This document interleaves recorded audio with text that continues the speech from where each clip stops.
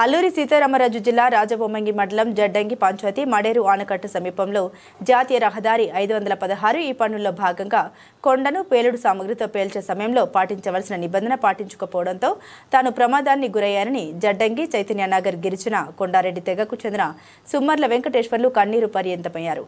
సోమవారం మధ్యాహ్నం సమయంలో కొండను పేల్చడానికి మందుగుండు సామాన్లు పెట్టారు. కనీసం సమీపంలో మా చైతన్యనగర్ ఎస్టీ కాలనీ ముందుగా సమాచారం తెలపలేదన్నారు.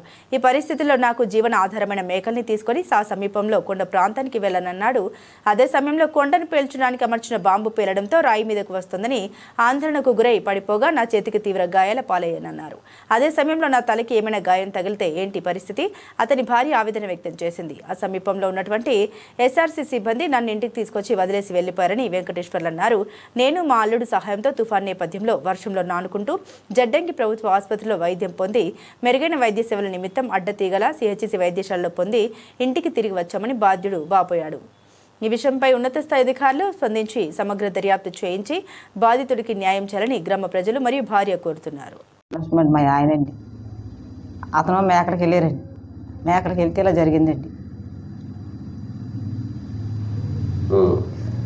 అయితే జడ్డింగ్లోని కుట్లు వేయమంటే ఈయన అన్నారండి. రాజమండ్రిలో డాక్టర్ గారు లేకపోతే మళ్ళీ ఆడదేళ్ళు తీసుకెళ్ళారండి. 24 కుట్లు అడ్డాయండి. మరి మీరు పై అధికారులకు ఎవరికైనా కంప్లైంట్ ఇవ్వడం కానీ ఇదేం చేయలేదమ్మా? ఎవరికి ఏం చేయలేదండి. మరి చెప్పాలి కదా, పై అధికారులకు తెలియపరచాలి కదా. చెప్పనాక జడ్డింగ్లో మేము ఎవరికి ఎక్కడికి వెళ్ళలేదండి. వాన ఒకటి వెళ్ళడానికి.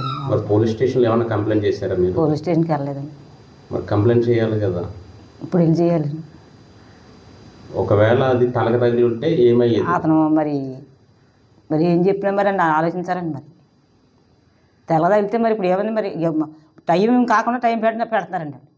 అలాంటప్పుడు ఏం చేయాలి అసలు అని చాలా మేము అందరం దోళ కాసుకుని కూడా అందరం అలాగ అనుకుంటున్నాం. కానీ అనుకోకుండా పెడుతున్నారండి ఆ టైంకి బాంబు. ఏ నైట్ ఎట్టినా 9 గంటలకు ఎట్టినా 10 గంటలకు ఎట్టినా ఎవరో చూడరు, తెల్లగంటలు ఎట్టినా ఎవరో చూడరు. అనుకోకుండానేమో 4 గంటలకనే పొద్దుట 9 గంటలకే పెడతా ఉంటారు. దోళ్ళు ఇప్పిటే ఇప్పుడు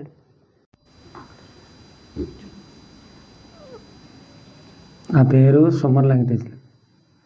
అది జడ్డింగ్.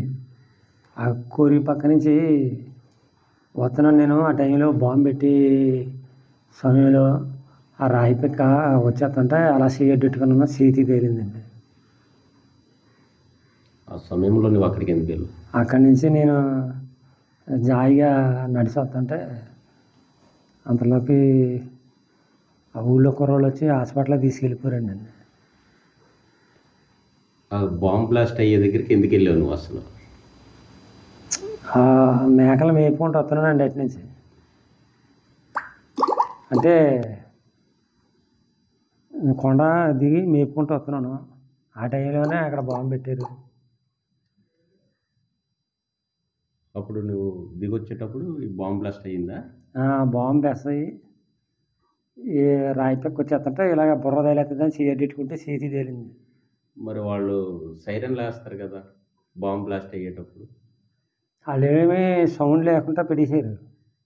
అంటే సైరన్ రోడ్డు మీద బళ్ళునే అయ్యి ఆపడం చూసుకున్నారు. కానీ కొండ నుంచి పక్క నుంచి వచ్చి వాళ్ళని చూసుకోలేదండి. చూసుకోకుండా బ్లాస్ట్ చేశారు. ఓకే, మరి అక్కడ నుంచి నీకు గాయం తగిలిన వెంటనే నీకు ఎక్కడ తీసుకుని వెళ్ళారు? నేను జాయిగా మేకలతో వచ్చేసాను. అంతలోకి మా కుర్రోళ్ళు హాస్పిటల్కి తీసుకెళ్ళిపోయారు. హాస్పిటల్కి తీసుకెళ్తే జడ్డింగ్ హాస్పిటల్ నుంచి వాళ్ళు అమ్మో మా వల్ల అవుదాం అని అడ్డదిగిలి తీసుకుపోమంటే అడ్డదిగిలి తీసుకెళ్ళి వెళ్ళారు నన్ను. అడ్డదిగిల్లో కుట్లు వేసారు. 20 కుట్లు పడ్డాయి. 6 సూదులు ఎన్నో మార్చారు. 24 కుట్లు పడ్డాయి. 6 సూదులు ఎన్నో మార్చారు.